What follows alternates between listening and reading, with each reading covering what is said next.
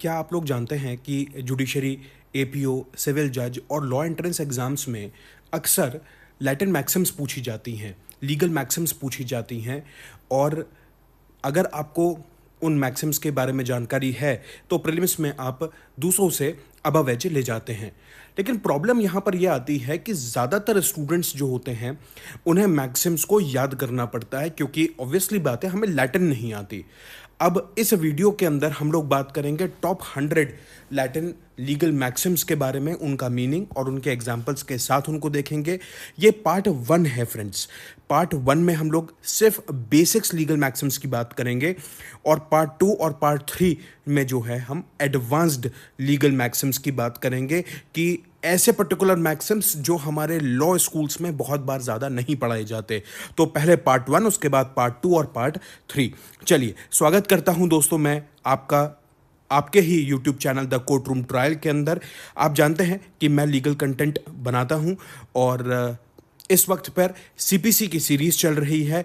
आप ऊपर आई बटन में क्लिक करके सीपीसी की पूरी प्लेलिस्ट देख सकते हैं और डेली शाम को 7 बजे जो है वीडियो अपलोड होता है, तो देखना ना भूलिए। लाइक करिए, शेयर करिए, सब्सक्राइब करिए। शुरू करते हैं लैटिन मैक्सिम्स को जानना बिना समय गवाए। सबसे पहली मैक्सिम्स आती है एक्टस रियस नॉन फैसिट्रियम नीसी मेंसेट्रिया। ये लीगल मैक्सिम्स जब हम क्रिमिनल लॉ पढ़ना चालू करते हैं, जब हमारा फर्स्ट सेमेस्टर के अंदर भारतीय न्याय संहिता या हम आईपीसी की बात करें, जब आईपीसी आता है तो सबसे पहली लीगल मैक्सिम जो हमें पढ़ाई जाती है वो एक्टस रियस नॉन फैसिट्रियम नीसी मेंसेट्रिया है। हम इसको बहुत अच्छे से जानते हैं कि the act does not make one guilty unless and until mind is guilty. मतलब सिर्फ एक्ट गिल्टी होने से काम नहीं चलता, माइंड भी गिल्टी होना चाहिए।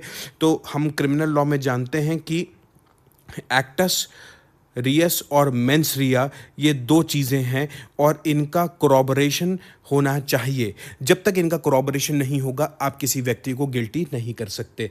आप सोचिए, ये मैक्सिम हमने कितनी बार सुनी होगी, बट अगर आप एक लॉयर हैं तो आप अपने क्रिमिनल केसेस के अंदर क्या कभी सोचते हैं कि एक्चुअली मैं इस मैक्सिम, ये बेसिक मैक्सिम है, पूरा क्रिमिनल लॉ इस मैक्सिम के ऊपर बेस्ड है, बट जब हम लोग प्रैक्टिस करते हैं तो ये मैक्सिम को भूल जाते हैं, याद भी नहीं रहती कि ये मैक्सिम नाम की कोई चीज़ भी थी।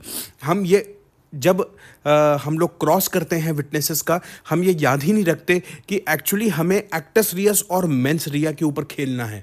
हमारा क्रॉस एग्जामिनेशन जो होता है वो बिल्कुल ऑफ ट्रैक कभी कभी चला जाता है। याद रखिए, अगर आप एक डिफेंस काउंसिल हैं तो आपका पूरा क्रॉस एग्जामिनेशन एक्टस रियस और मेंस रिया के ऊपर ही केंद्रित होना चाहिए, क्योंकि एक्टस रियस नॉन फैसिट्रियम नीसी मेंसेट्रिया, याद रखें, act does not make one guilty unless and until mind is guilty. ऑडियो अल्ट्रम पार्टम, ऑडियो अल्ट्रम पार्टम पूरे हमारे लॉ का बेसिक प्रिंसिपल है। हम जितने भी कोर्ट्स हमारे इंडिया के अंदर हैं, डिस्ट्रिक्ट कोर्ट, हाई कोर्ट या सुप्रीम कोर्ट, वो सब इस सिद्धांत के ऊपर बेस करते हैं, that is right of fair hearing. सबको हियरिंग का मौका देना चाहिए। बहुत बार हम लोग जानते हैं डिस्ट्रिक्ट कोर्ट्स के अंदर यह रूल लगभग पूरी तरीके से फॉलो होता है, हाई कोर्ट्स में, सुप्रीम कोर्ट में फॉलो होता है। कभी कभी डिपार्टमेंटल प्रोसीडिंग में ये फॉलो नहीं होता, बिना सुने फैसला हो जाता है। अब किसी एम्प्लॉय को अगर आप निकाल रहे हैं तो उसको सुनना ज़रूरी है। याद रखिए, अगर आप एक जज हैं, अगर आप एक लॉयर हैं, कोई एप्लीकेशन अगर आपके सामने आ रही है और बहुत बार वकील बोलता है कि सब ये तो टेक्निकल एप्लीकेशन है, दूसरे को इसमें सुनने की आवश्यकता क्या है। मान लीजिए ऑर्डर 7 रूल 14 की एप्लीकेशन आती है, बहुत टेक्निकल एप्लीकेशन है, डॉक्यूमेंट्स को रिकॉर्ड पर लेने की। प्लेंटिफ के वकील साहब बोलते हैं कि सब ज़रूरत क्या है इसमें सुनने के लिए, आप तो फैसला कर दें, सब ऑर्डर कर दें, आप तो एक्सेप्ट कर लें, डॉक्यूमेंट्स रिकॉर्ड पे ले लें। बट ये प्रिंसिपल गलत है। क्यों? क्योंकि आपको राइट ऑफ फेयर हियरिंग देनी बहुत आवश्यक है। तो ये ऑडियो अल्ट्रम पार्टम है।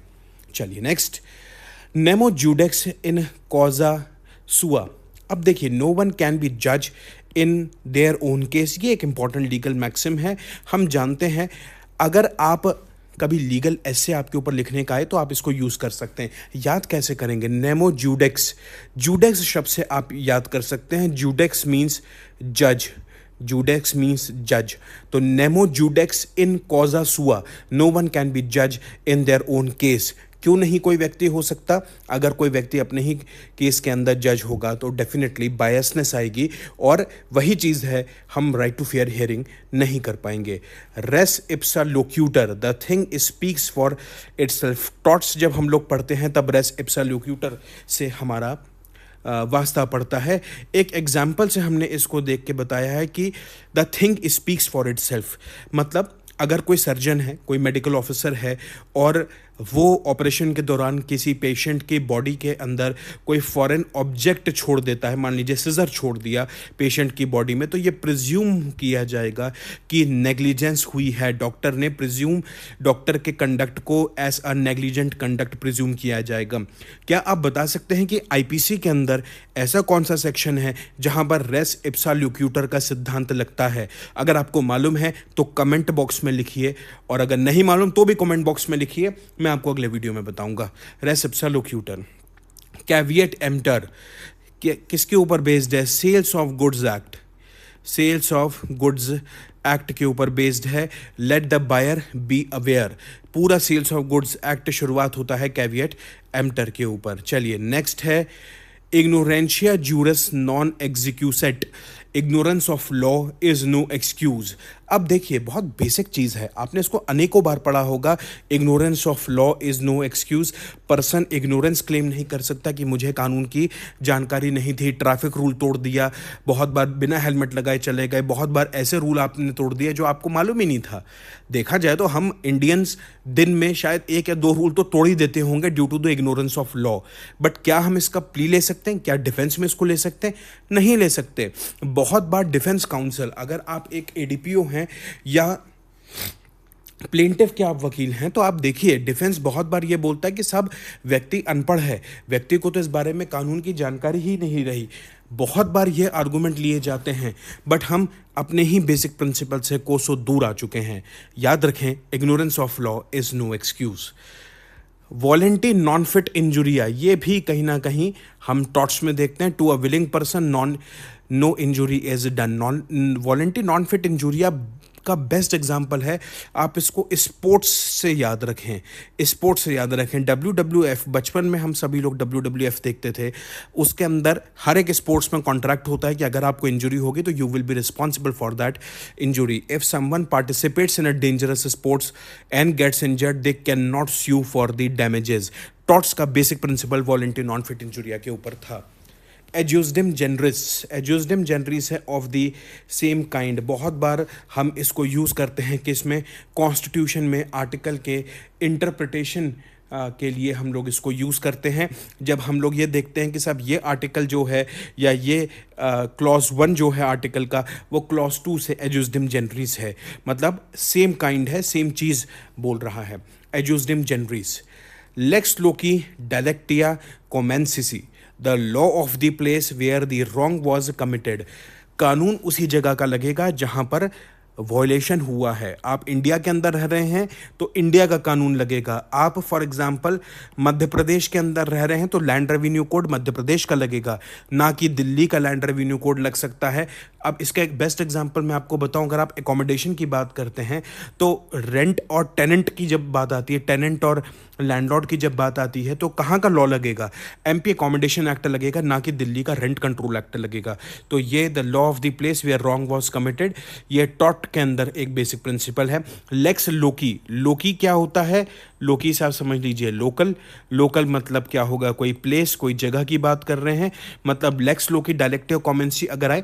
उत्तराखंड में बहुत बार, उत्तराखंड के प्रीलिम्स में मैक्सिम्स पूछी जाती हैं, तो उन पर्टिकुलर मैक्सिम्स के लिए, अब देखिए ये बेसिक्स मैक्सिम्स हैं, ये हो सकता है आपके एग्जाम्स में पूछी भी ना जाएं, बट ये एक रिवीजन है, क्योंकि हम लोग जब भी देखिए दूसरी सीढ़ी जब भी चढ़ते हैं तो उसके लिए पहली सीढ़ी चढ़ना ज़रूरी है।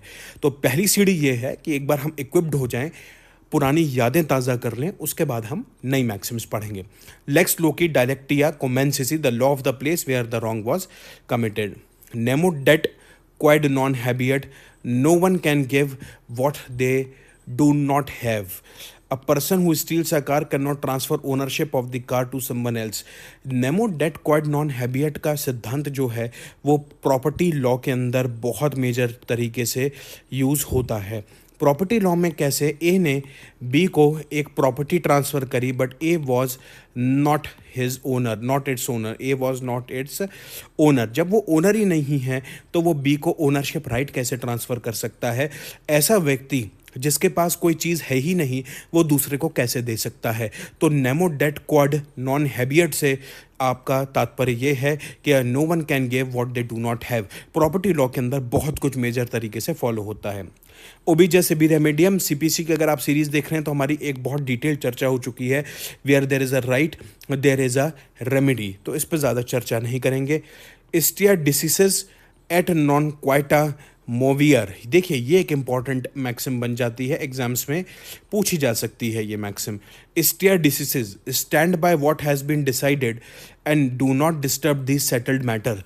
स्टियर डिसीसेस हम बहुत बार सुन चुके हैं, तो ये कुछ इस तरीके का है जैसे सुप्रीम कोर्ट के जितने भी प्रिंसिपल्स हैं we have to follow that principles. तो courts follow previous ruling, precedents हम लोग फॉलो करते हैं सिमिलर केसेस के अंदर। क्यों फॉलो करते हैं, क्यों सुप्रीम कोर्ट के प्रिंसिपल्स को फॉलो किया जाता है? वो सिर्फ और सिर्फ इसलिए फॉलो किया जाता है कि कंसिस्टेंसी मेंटेन रहे दोस्तों। अगर कंसिस्टेंसी ही नहीं रहेगी तो एक ही फैक्ट्स के अंदर आप ऐसा नहीं कर सकते कि सेम फैक्ट्स के ऊपर अगर दो लोग हैं, ए के साथ आप एक अलग ट्रीटमेंट करो, बी के साथ एक आप अलग ट्रीटमेंट करो। आपको लॉ जो है वो सेम ए के ऊपर भी वैसे ही लगाना है जैसे कि बी के ऊपर आपको अप्लाई करना। तो stair diseases et non quieta मोवियर अगर कभी आए तो स्टेयर डिसीसेस वाली जो आपका कॉन्सेप्ट है वही फॉलो करिएगा। Stand by what has been decided and do not disturb settled principles. Lex fecit regime, the law makes the king, the power of the ruler is derived from the law, not the personal discretion। ये भी एक important maxim बन जाती है, पूछी जा सकती है कि we all are bound by the rule of law। rule of law जो है that is not bound by us। The law makes the king, the king does not make the law। तो the king is also under the law। तो ये भी वो basic principle की बात करता है। Fallacy in you know, फैलस ऑमनिबस, false in one thing, false in everything. ये हॉस्टाइल विटनेस के लिए बेसिक प्रिंसिपल ही हॉस्टाइल विटनेस का ये आता है, तो हम इसको बहुत बार पढ़ चुके हैं, इसको स्किप करते हैं। पैक्टा shunt सर्वेंडा, agreements must be kept। if a person enters into a contract they are legally bound to fulfill the terms। pacta sunt servanda important maxim बन जाएगी। देखिए जो बड़ी मैक्सिम है ना, जो थोड़ी डिफ़िकल्ट देखने को लगती है, उस पर थोड़ा ज़्यादा ध्यान दीजिए क्योंकि ऐसी ही मैक्सिम्स जो है वो एग्ज़ाम्स में पूछी जा सकती हैं, तो इसलिए आपको थोड़ा सा उस हिसाब से सोचना पड़ेगा। क्वाइड एब इनिशियो नॉन वैलिड पोस्टिया नैक्वे वैलिड, what is not valid from the beginning is never valid. मतलब जो शुरुआत में ही इलीगल है वो आगे जाके लीगल नहीं बन सकता। अब इसको आप याद कैसे करेंगे? क्वाइड एब इनिशियो, ये देखिए एब इनिशियो हम लोग जानते हैं, एब इनिशियो का वर्ड जानते हैं दैट द लॉ इज़ एब इनिशियो, मतलब it is nullified from the beginning, it is null and void.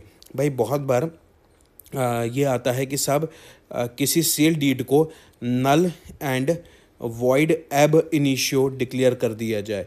Void ab इनिशियो मतलब, एब इनिशियो मतलब right from the very beginning. तो जो एब इनिशियो आपने बहुत बार अगर सुना होगा तो वही एब इनिशियो का जो कॉन्सेप्ट है वो इस मैक्सिम के ऊपर लगता है। क्वाइड एब इनिशियो नॉन वैलिड पोस्टिया नेक्वे वैलिड। पोस्टिया मीन्स पोस्ट, पोस्टिया मीन्स पोस्ट। तो देखिए अब ये जो पोस्टिया है वहाँ से पोस्ट निकल गया आपके ऊपर। पोस्ट मतलब आगे बाद में, जो चीज़ पहले नहीं है, इनिशियली वैलिड नहीं है, वो बाद में वैलिड नहीं हो सकती। नेक्स्ट, सिक उट्रे टूओ उट एलिनियम नॉन लेडस, use your property in such a manner as not to injure the property of another. आप इस तरीके से अपना घर, अपनी ज़मीन का इस्तेमाल नहीं कर सकते, अपनी प्रॉपर्टी का इस्तेमाल इस तरीके से नहीं कर सकते कि उससे आपके नेबर को समस्या आए। इट उट्रे ट्यो उट एलिनियम नॉन लेडस, if a person builds a wall that blocks another's view that may be liable for the nuisance. Important maxim है, इसको थोड़ा सा आप याद रखें। कोई फैसेट पर एलिनियम, फैसेट पर से, he who acts through another acts himself, मतलब a principal is liable for the actions of the agent। जब प्रिंसिपल एजेंट रिलेशनशिप की बात करते हैं अपन कॉन्ट्रैक्ट के अंदर, तो ये उसके ऊपर बेस्ड है। क्वाई फैसेट पर एलिनियम फैसेट पर से, क्वाई फैसेट पर एलिनियम फैसेट पर से, he who acts through another acts himself, principal agent relationship. मैलाफाइड्स हम जानते हैं दैट इज़ बैड फेथ, उसी तरीके से हम लोग बोनाफाइड जानते हैं that is a good faith, तो उस पर अपन नहीं वेस्ट करेंगे टाइम। टेम्पस फ्यूजिट, टेम्पस फ्यूजिट, टाइम फ्लाइज, ये एक्चुअली लिमिटेशन के ऊपर बेस्ड है। स्टैचूज ऑफ लिमिटेशन है, expires after a certain period. मतलब अब आप टेम्पस फ्यूजिट देखेंगे, टाइम फ्लाइज लिमिटेशन जो है उसके ऊपर बेस्ड है। बहुत बार क्या होता है, ये मैं आपको बहुत हकीकत बात बताऊं दोस्तों, जब लिमिटेशन एक्ट हम पढ़ते हैं तो बहुत बार ये मैक्सिमम आती भी नहीं है सामने, क्योंकि लिमिटेशन एक्ट है, बहुत छोटा सा एक्ट है, तो हम लोग बहुत बार इसको देखते नहीं हैं। अब टाइम फ्लाइज है, अब टाइम फ्लाइज इसका मतलब है, अब आप बोलेंगे यार टाइम फ्लाइज है, ये तो एक कुछ फिलोसफिकल चीज़ हो गई, इसका लॉ से क्या मतलब। बट टाइम फ्लाइज में आप याद रखिएगा टाइम कहाँ दिया हुआ है, लिमिटेशन एक्ट में टाइम दिया हुआ है। टाइम बात ही, भाई लिमिटेशन एक्ट बात ही टाइम की करता है, period of limitation, prescribed period, तो ये टेम्पस फ्यूजिट जो है वो लिमिटेशन की बात करता है। Legal actions can not be initiated after that time, once the period of limitation is over, आप उसके बाद सूट फाइल नहीं कर सकते, प्रोवाइडेड दैट आपके ऊपर कोई एक्सेप्शन या एक्सक्लूजन जो है section 4 till 24 of Indian limitation act वो ना लग रहा हो। तो टेम्पस फ्यूजिट जो है वो लिमिटेशन एक्ट से है। इंपॉर्टेंट है, बहुत छोटी सी मैक्सिम है बट पूछी जा सकती है कभी, आप इसको याद रखें। AIB के लिए भी आप अगर कर रहे हैं तो उसको भी आप याद कर सकते हैं। चलिए, पैक्टम डी नॉन एजिरांडो, पैक्टम, देखिए पैक्टम जब भी शब्द आए ना तो पैक्ट शब्द याद आता है। पैक्ट का मतलब क्या होता है, अग्रीमेंट। पैक्ट का मतलब क्या होता है, अग्रीमेंट। तो पैक्टम जब भी शब्द आए, मतलब कोई दूसरी मैक्सिम भी आए, तो आप याद रखिएगा यार पैक्टम शब्द है मतलब कुछ एग्रीमेंट से रिलेटेड चीज़ है। तो जब 4 ऑप्शंस आएंगे तो उन 4 ऑप्शंस के अंदर आप एक ना एक ऑप्शंस एग्रीमेंट से अगर होगा तो आपकी प्रोबेबिलिटी ये होगी कि आप कोई ना कोई को स्किप ज़रूर कर सकते हैं, मतलब 4 गोलों में से एक आध जो है आप स्किप कर सकते हैं। An agreement not to act, ठीक है। बोनाफाइड हम जानते हैं good faith. Ex post facto law, ex post facto, after the fact, law that makes an act criminal after it has already been committed are ex post facto laws and are not allowed. कहाँ पर है, कहाँ पर है constitution of India में और CRPC में? अगर मालूम है तो कमेंट करिए और बताइए ex post facto law. Caveat venditor, let the seller be aware, जैसे कैविएट एम्प्टर था, बायर बी अवेयर, उसका जस्ट अपोजिट है। अब सवाल तो ये भी बन सकता है what is opposite of caveat emptor, तो कैविएट वेंडेटर जो है वो उसका ऑपोजिट है, सेलर को अवेयर होने की बात कर रहा है। एब इनिशियो हमने ये देखा right from the very beginning, contract ab initio. In personam हम जानते हैं against a person. In rem क्या होता है, अगेंस्ट द होल्ड वर्ल्ड, और पर्सोनम क्या होता है, अगेंस्ट अ पर्सन, मतलब A और B के पर्सनल राइट्स की बात अगर होगी तो इन पर्सोनम होगा, और A के राइट्स टूवर्ड्स होल्ड वर्ल्ड की अगर बात होगी, होल्ड वर्ल्ड की अगर बात होगी तो इन रेम होगा, इन रेम। तो इन रेम और इन पर्सोनम कहाँ पर आता है, SRA के अंदर, सेक्शन 34 SRA के अंदर आता है डिक्लेरेशन के ऊपर। क्या डिक्लेरेशन इन पर्सोनम है या इन रेम है, याद करिए, मालूम है कमेंट्स में बताइए। In rem, against a thing, a property dispute where action is directed at the property itself, not a person, but against the whole world की बात होती है, मतलब पर्सनल राइट्स यहाँ पे नहीं है। Mare liberum, mare liberum, the sea is free, the sea is international and can not be claimed by any one nation. ये जो नेट वाले बच्चे अगर हमारे हैं और आप अगर नेट देने का प्रयास कर रहे हैं या इच्छा है तो ये आपके लिए इंपॉर्टेंट बनती है, क्योंकि बहुत बार इंटरनेशनल लॉ के ऊपर काफ़ी सवाल पूछे जाते हैं नेट में। तो मेरे लिबेरम ये याद करिएगा। Quid pro quo, something for something, a contract where one party give something in exchange for something else is based on quid pro quo, something for something, barter system पुराने ज़माने का। सबजुडाइज्ड, मतलब बहुत बार आपने सुना होगा बोला जाता है सबजुडाइज मतलब matter is pending in front of the court. Ratio decidendi, ये जो बिल्कुल छोटे छोटे हैं, मैं इसको बहुत जल्दी से स्किप करूंगा क्योंकि ये आप सब जानते हैं, सिर्फ मैं आपकी मेमोरी को रिफ्रेश कर रहा हूं for the advanced version of the Latin Maxim's. The reasons for the decision, we know that every Supreme Court decision, High Court decision has the ratio decidendi कि exact reasons क्या थे, exact law. चलिए, obiter dicta, things said in passing, things said in passing. We know that obiter dicta is not binding on the courts, only ratio decidendi is binding. मतलब ये passing reference में जो Supreme Court और High Court बोलता है वो obiter dicta में आता है, मतलब which is not binding on the courts below. एक्सोनोरेशन मतलब फ्री करना, किसी को एक्सोनोरेट कर देना, फ्री करना. तो एक्सोनोरेशन का हिंदी मतलब अंग्रेजी में इसका मतलब ही फ्री होता है, to be freed from a blame or guilt, exonerated. Locus standi, bring right to bring an action or to be heard in court, we know that. De minimis non curat lex, de minimis non curat lex, ये एक important है. The law does not concern itself with trifles, जो हमारे मुझे exactly section याद नहीं है IPC, but law of trifles वहाँ पर है. मतलब जो हमारे सेल्फ डिफेंस के केस हैं उसके अंदर सेल्फ डिफेंस के सेक्शन में से एक सेक्शन है जो लॉ ऑफ ट्रिफल्स की बात करता है.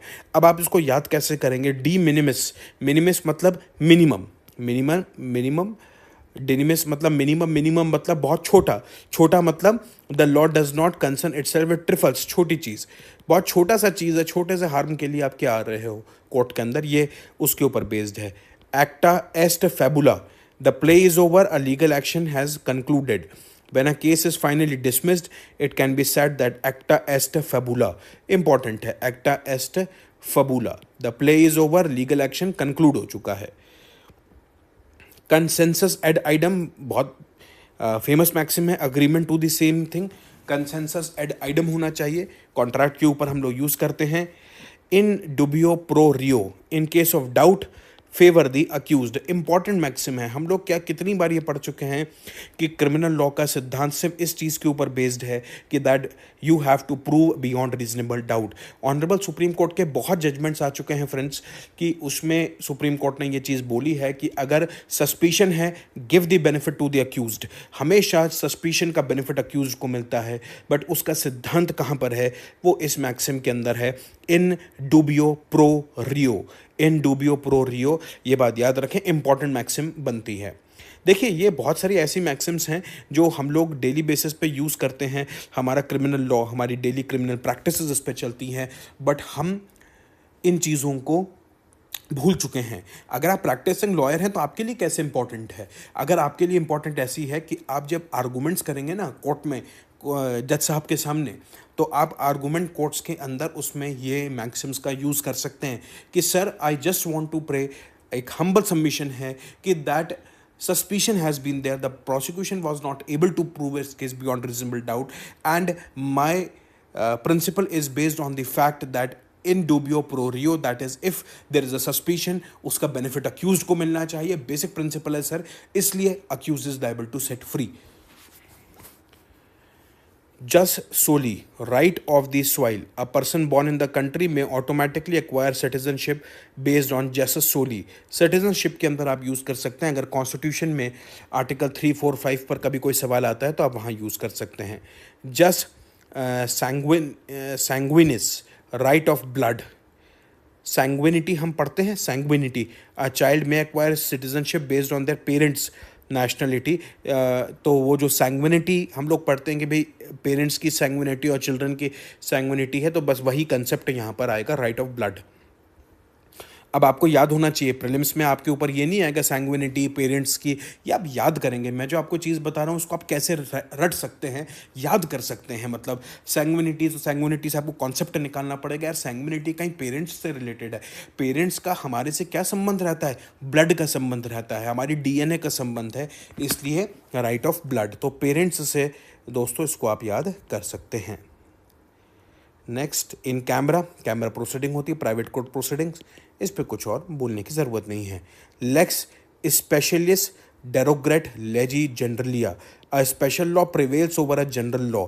इम्पॉर्टेंट है, इम्पॉर्टेंट बन जाती है। कैसे याद करेंगे? स्पेशलिस्ट से याद करेंगे। स्पेशलिस्ट मतलब कुछ स्पेशल शब्द की बात कर रहा है, मतलब स्पेशल क्या होगा, कोई चीज़ ऐसी कौन सी चीज़ होगी, स्पेशल लॉ ही होगा। अब जब कानून की बात हो रही तो ऑब्वियसली बात है लॉ ही होगा, तो स्पेशल लॉ हमेशा प्रिवेल करता है जनरल लॉ पर, ये उसकी मैक्सिम है। Pecunia non olet, money does not stink, money does not stink. A person received a bribe may argue that money is lawful even if its source is suspect. Pecunia non olet का use कहाँ पर हो सकता है? Anti corruption के cases का जो सिद्धांत है वो पेकुनिया नॉन ऑलेट के ऊपर बेस्ड है। Sic utere tuo ut एलिनियम non laedas, use your property in such a way that it does not harm others. ये तो हमारा आ चुका है शायद, है ना। Fiat justitia ruat caelum, let justice be done though the heavens fall, मतलब कोर्ट्स जो है उनको जस्टिस करना चाहिए even if it leads to undesirable consequences. Courts को किसी भी तरीके से इन्फ्लुएंस में नहीं आना चाहिए, कोर्ट्स को किसी भी तरीके के कोई डर में नहीं आना चाहिए, भले ही जस्टिस करने के लिए किसी भी हद तक जाना पड़े, भले ही, मतलब इसका मतलब ये है, हेवेंस का मतलब क्या है, भले ही आप अपने स्वर्ग को छोड़ दो, आपको कितना भी हानि हो जाए, बट जस्टिस होना चाहिए, न्याय होना चाहिए। तो फिएट जस्टिसिया रूबर्ट सेलियम ये है।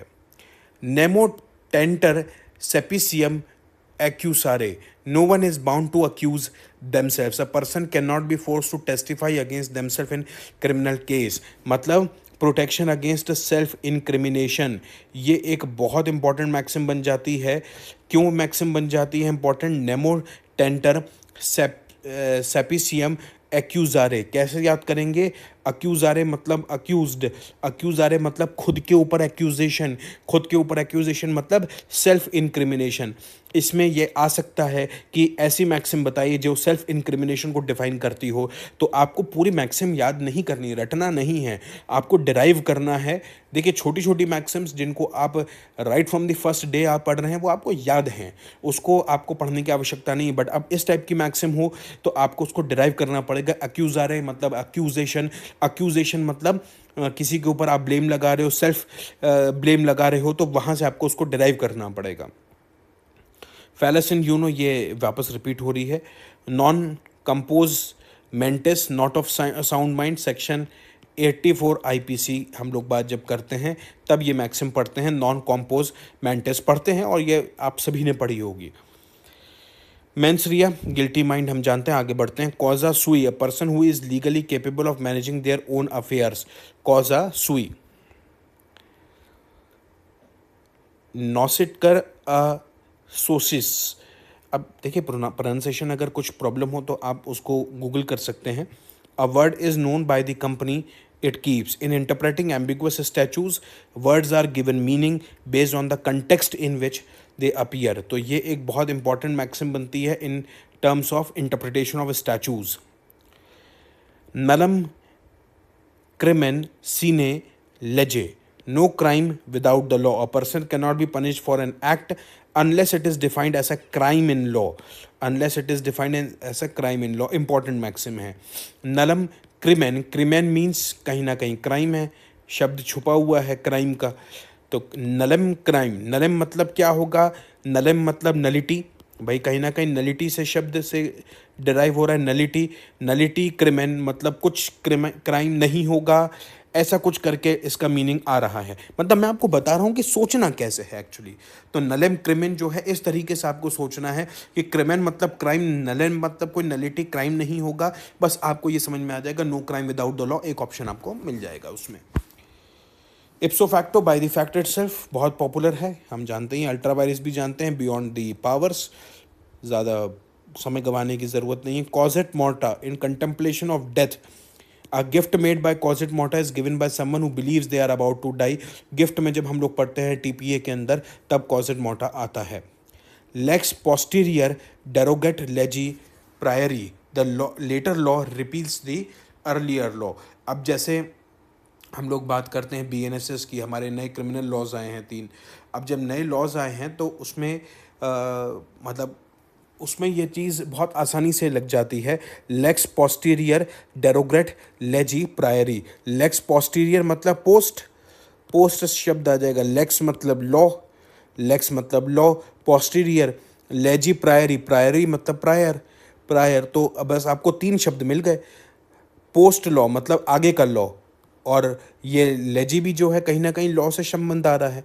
मैं आपको ये हिट एंड ट्राई मेथड बता रहा हूँ कि किस तरीके से आपको पीटी में सॉल्व करना है ये। तो later law repeals the earlier law.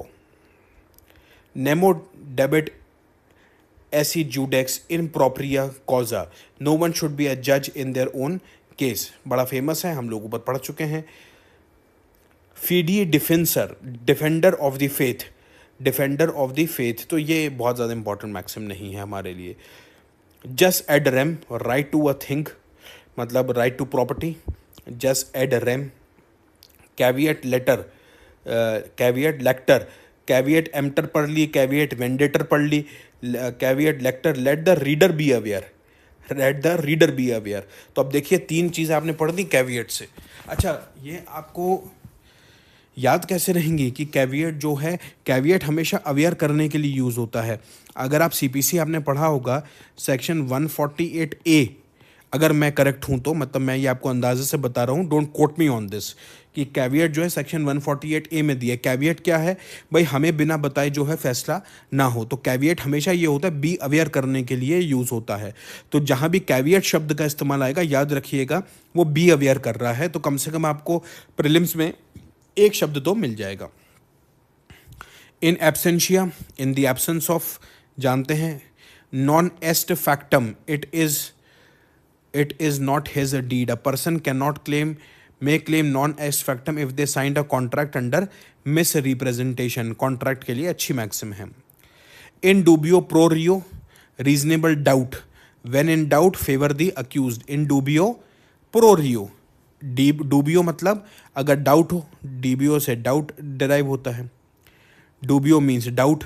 Pro Rio, pro मतलब फेवर, प्रो मतलब फेवर, फेवर कर रहे हो आप, किसी की फेवर कर रहे हो, किसी के प्रो हो आप। मतलब अपन बोलते हैं ना कि यार ये तो प्रो है, मतलब उसके प्रो है। अपन बहुत बार ऐसे स्लैंग यूज़ करते हैं, यार ये उसके प्रो है, मतलब उसके तरफदारी करता है, हिंदी में अपन जब बात करते हैं। तो इन डूबियो प्रो रियो का मतलब कुछ इस तरीके का है। Testamentum factum, the act of making will, will का जो कॉन्सेप्ट है पूरा टेस्टामेंट्री सक्सेशन के ऊपर है। अच्छा, क्या आप चाहते हैं कि मैं विल के ऊपर, कंप्लीट लॉ विल के ऊपर एक वीडियो बनाऊं? अगर आप चाहते हैं कि मैं विल के ऊपर पूरा Indian succession act, Indian evidence act मतलब भारतीय साक्ष्य अधिनियम का पूरा क्लब करके, मतलब हर तरीके की परिस्थिति पे विल पर एक मैं वीडियो बनाऊं, अगर आप चाहते हैं तो क्या करना है आपको? कमेंट करना है। अगर कमेंट आप करेंगे, अगर 10 कमेंट आ गए मैं वीडियो बना दूंगा, और विद इन 2 डेज वीडियो बनाऊंगा, ये मेरा आपसे वादा है। तो testamentum factum, the act of making a will. Stare decisis to stand by the things decided, ऊपर ने ऊपर वाली मैक्सिम में पढ़ ली। Ex nihilo nihil fit, nothing comes from nothing, a contract can not be valid unless something of value consideration is exchange. ये बड़ी important maxim लगती है मुझे। मतलब ये कुछ ऐसी है कि मतलब अभी हम लोगों ने काफ़ी मतलब इसको पढ़ा नहीं होगा, इसलिए कभी पीटी में आने का ये बन सकता है। अब कैसे याद करेंगे? एक्स निहिलियो, निहिलियो मतलब नल, मतलब कुछ खाली की बात हो रही है। निहिल फिट मतलब कुछ खालीपन की बात हो रही है। तो आपको ये समझ में आ जाएगा नथिंग कम्स फ्रॉम नथिंग, इस तरीके से आप इसको डिराइव कर सकते हैं। कंसिडरेशन होनी चाहिए। बोनाफाइड परचेजर, जानते हैं बोनाफाइड और गुड फेथ में किसी ने खरीदी है। कंट्रीब्यूटरी नेग्लिजेंस, ये एक शब्द है, इसको बहुत ज़्यादा नहीं पढ़ना पड़ेगा। प्लेंटिफ्स की खुद की नेग्लिजेंस अगर होती है तो वह कंट्रीब्यूटरी नेग्लिजेंस में आता है। आईपीसी के अंदर है कहीं कंट्रीब्यूटरी नेग्लिजेंस? अगर है तो बताओ कमेंट में, पता चल जाएगा आपको आता है नहीं आता। नहीं आता तो अगले हम वीडियो में बात कर लेंगे। अगर आता है तो कमेंट में बताइए। एक्स टंक from the beginning, a contract that is declared void ex tunc is considered void from the start। ये भी इंपॉर्टेंट है। एक्स टंक ये कुछ एब इनिशियो वाली बात कर रहा है। एक्स पार्टे हम जानते हैं, ex parte hearing one side की हियरिंग होती है। Next, nullus commodum capere potest de injuria sua propria, no one can take advantage of their own wrong. बहुत इंपॉर्टेंट है ये। बहुत इंपॉर्टेंट मैक्सिम है। Nullus commodum capere potest de injuria sua propria. Vox populi vox dei, the voice of the people is the voice of the god. ये बहुत बार हम लोग लॉ स्कूल में, चलिए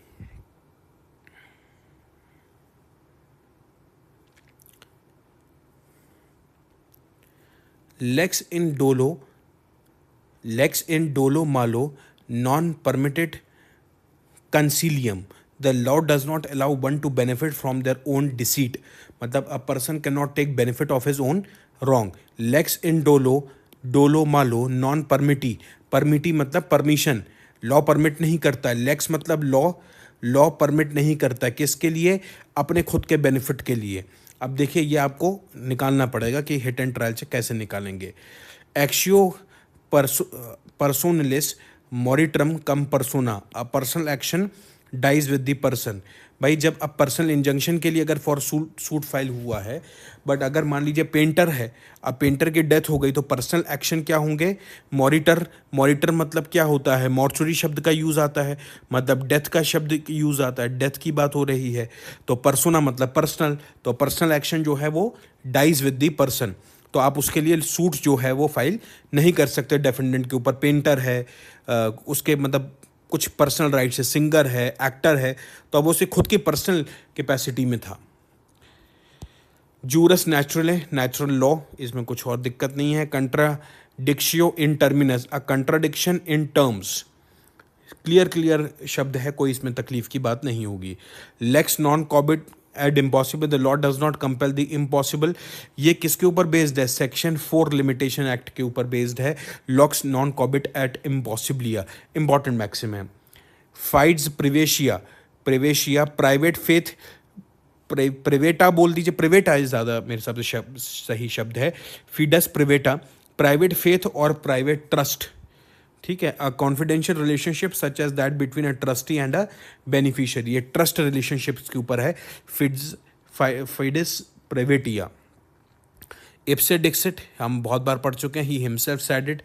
मॉडुलस ऑपरेंडी भी हम जानते हैं, मेथड ऑफ ऑपरेशन, हर एक क्राइम का मॉडुलस ऑपरेंडी रहता है, तो ये हम जानते हैं, इस पर समय वेस्ट नहीं करेंगे।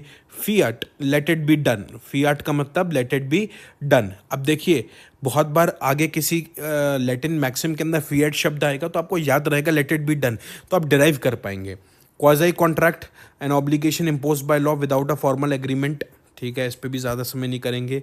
In fidei commissum, in trust, fidei in fidi commencium interest, property held in fidi commencium is held in trust for another person.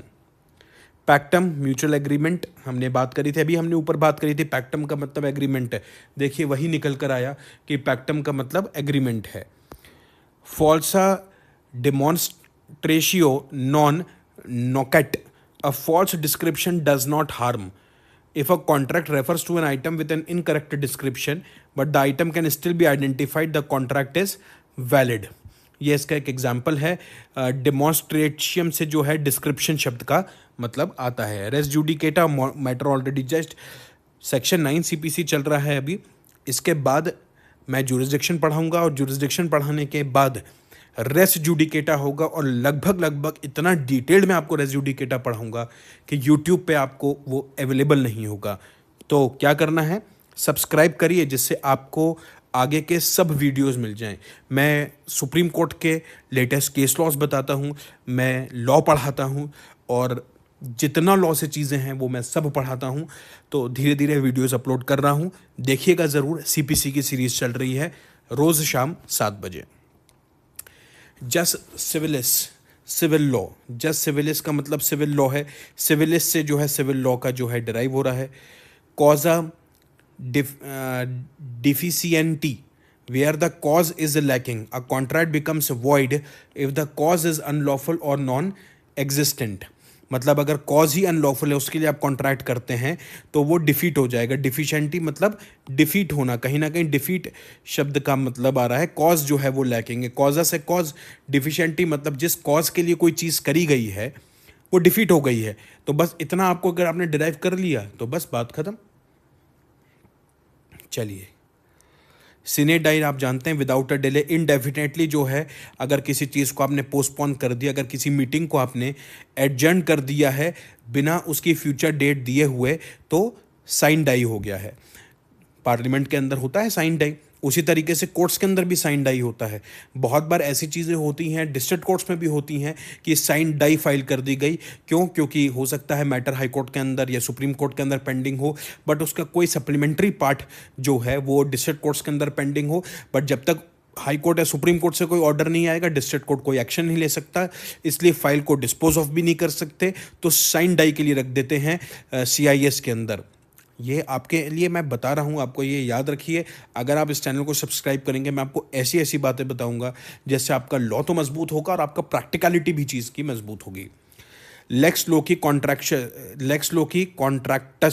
A law of the place. Lex loci मतलब local, place where the contract is made, the law of the place where contract is made. Caveat venditor, seller's duty, हम लोग ये repeat हुआ है एक आध। वेंडेटर मतलब seller, वो हम पहले पढ़ चुके हैं। X tunic from the beginning, ये भी हम लोग पढ़ चुके हैं, रिपीट हुई है ये। Nunc pro tunc, now for then, a court में issue an order nunc pro tunc to correct a previous mistake or oversight. Review petitions का कहीं ना कहीं हवाला इसमें लग रहा है, रिव्यू। अब इसको आप कैसे याद करेंगे? इसको आप याद करेंगे कि मतलब ननक प्रो ट्यूनिक कुछ इस तरीके सा अटपटा सा प्रोनाउंसिएशन है, तो ये रिव्यू पिटिशन से आपको याद होगा। ये आप इसको रिव्यू पिटिशन से याद करिए। नाउ फॉर देन मतलब पुरानी गलती ठीक करने के लिए अब कोई उस मिस्टेक को ओवरसाइट करना। अब जैसे सेक्शन 152 CPC है, 153 CPC है, अर्थमेटिकल मिस्टेक्स हो गई, क्लरिकल मिस्टेक्स हो गई, उसको ठीक करने के लिए जो ऑर्डर पास होता है वो इस मैक्सिम इसको डिफाइन करती है। इन situ, in the place, goods are assessed in situ when they are inspected at their original location। ठीक है, बहुत इंपॉर्टेंट मुझे नहीं लगती। लोकस स्टैंडाई आप जानते हैं, standing in front of court. जुडेक्स bonafide, the जज in the court fair, the जज must act bonafide without prejudice और the bias, that is a principle of norm our law. पैक्टम रेबिकस सिक सेंटिबस, पैक्टम मतलब अग्रीमेंट है, a pact that remains as long as the circumstances remains unchanged। Rebecum sit centibus। Vexatio, harassment और annoyance। vexatious क्या होता है? vexatious claim, vexatious petition मतलब frivolous petition, frivolous claim, harassment हो रहा है, annoyance हो रहा है, उससे आप याद रख सकते हैं। ad hoc for this purpose, ad hoc जजेस बनते हैं, बहुत बार ऑनरेबल हाई कोर्ट में एड हॉक जजेस बनते हैं, मतलब इस पर्पस के लिए ही उनको जज बनाया गया है। Bona fide in the good faith. तो ये दोस्तों अपनी 100 की 100 मैक्सिम्स हुई, बेसिक मैक्सिम्स हैं। इसके अंदर कुछ हमने 15-20 मैक्सिम्स ऐसी करी जो इंपॉर्टेंट मैक्सिम है, अपन ने उसको हाईलाइट किया, पढ़ा। पार्ट 2 लेकर आएंगे तो पार्ट 2 के अंदर हो सकता है इसमें से भी वो पर्टिकुलर मैक्सिम्स जो थोड़ी सी अटपटी सी हैं, जो आपको एग्जाम्स के लिए बहुत इंपॉर्टेंट हैं, उनको मैं रखूँगा। तो पार्ट 2 देखने के लिए सब्सक्राइब करें, लाइक करें, कमेंट करें, शेयर करें। आपका चैनल है, जिस पे आप वीडियो बोलेंगे कमेंट करिए, मैं बिल्कुल वीडियो बनाऊंगा। तो मिलते हैं अगले नई वीडियो में। Till then, goodbye for now.